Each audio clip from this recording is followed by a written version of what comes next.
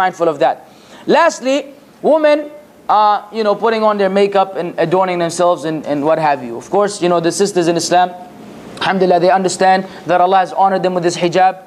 The hijab that the sister wears is not oppression, it's liberation. It's being liberated from evil men. And we have men here, alhamdulillah, hopefully none of them is evil, but we know there are evil men out in the world who have absolutely no job but to wait in the streets, watching women, walking back and forth. So they may harass her verbally, or even go beyond that if she doesn't agree.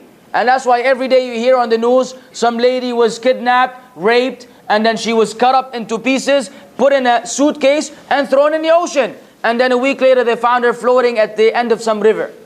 Every day this happens. And the universities in some other countries, every 10 feet there's a phone booth. In case a lady, in the university, educated people, in case some guy decided to rape a lady, she'll have a police to call. This is how they live. Because the women are not understanding the objective of life. Whereas the Muslim woman understands. Just like Mary, the mother of Jesus. How was she? Even in the images that they portray today of Jesus and his disciples, and if Mary is in the background, what was she wearing? Weren't they wearing veil? Not this one. Weren't they wearing veil? Hijab?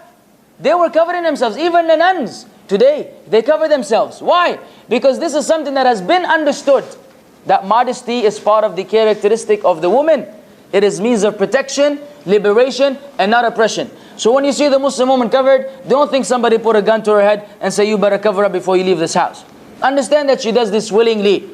And so when the woman don't apply that, then this will result in a lot of unlawful looking and gazing, be it from the men or from the woman.